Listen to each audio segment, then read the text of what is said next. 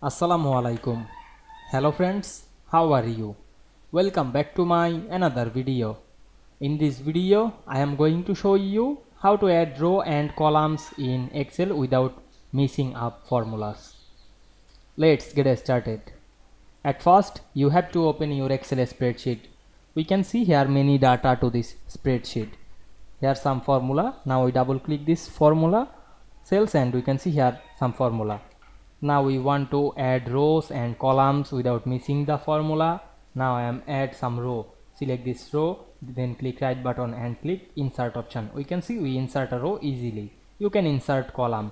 Select any column, click right button and click insert. We can see we insert a column. Otherwise you can use another process. Go to the home menu and click the insert drop down menu. We can see here option is insert cells, insert sheet rows, sheet columns, or insert sheet. Now I am insert a sheet row. Select this row option. We can see we insert a row easily. Click again and insert another column. Now we can see we add rows and columns in Excel with missing the formula easily. I hope you enjoyed my video. Please like, comment, share and subscribe my channel. Thanks for watching.